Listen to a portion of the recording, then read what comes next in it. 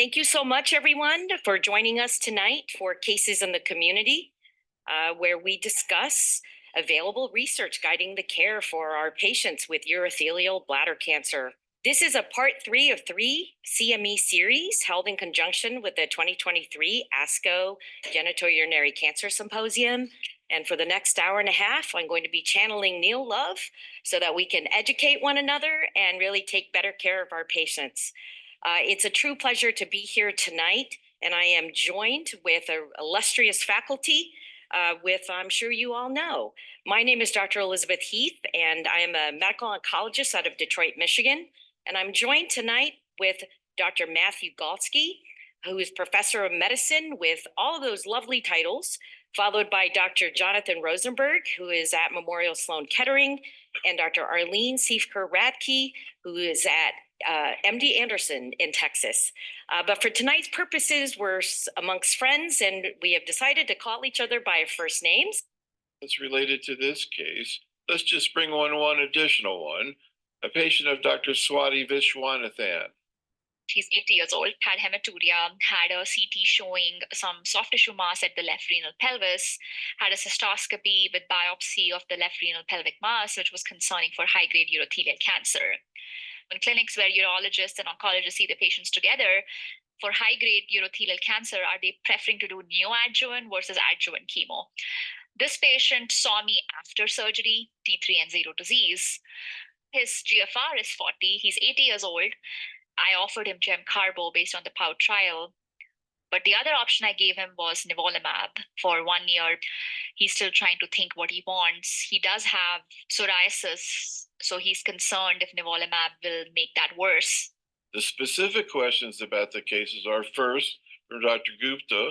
In what situations do you recommend adjuvant nivolumab in general for patients having surgery? And what about patients who are getting neoadjuvant chemotherapy? From Dr. Vishwanathan, how do you decide whether to use neoadjuvant therapy in high-grade urothelial cancer in the upper GU tract? What about adjuvant chemotherapy or immunotherapy? How does a prior history of psoriasis affect the potential use of immunotherapy? And right off the bat, I think that question of psoriasis is one that plagues a lot of us. Maybe it's that or some other autoimmune issue. Arlene, what are your thoughts there, talking at Dr. Vishwanathan's question? Would that deter you from even offering immunotherapy in this case? Well, there certainly is a risk that psoriasis could worsen. However, many of the clinical trials allowed some autoimmune conditions, such as psoriasis, to go on treatment. And when you think about it, it really becomes a question of whether the benefits are outweighing the risks. So in a patient with psoriasis that perhaps is controlled with topical therapies, I think it would be very reasonable to give an immune checkpoint inhibitor.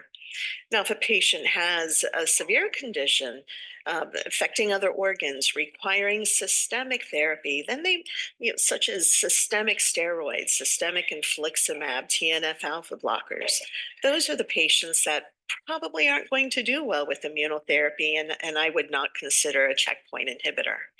That's a great and useful way to think about how to help our patients.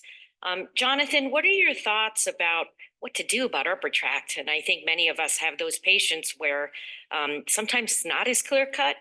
How would you offer sort of next steps with that? I just want to make a comment about IO use with immunotherapy, with autoimmune disease first. So I may be a little more of a cowboy about it, but if their disease is well controlled, they have a life-threatening condition, the patient understands that it's probably going to get worse. I haven't shied away from using it. And, sometimes you really get burned, and other times you are very pleasantly surprised that the autoimmune toxicity doesn't get worse, and you have great responses. And so I've used it in patients with colitis. I've used it in patients with rheumatoid arthritis on biologic modifying agents, often with flares. But, it's a risk-benefit discussion. In an adjuvant setting, I might not use it, whereas in a metastatic setting, I might. So for upper tract,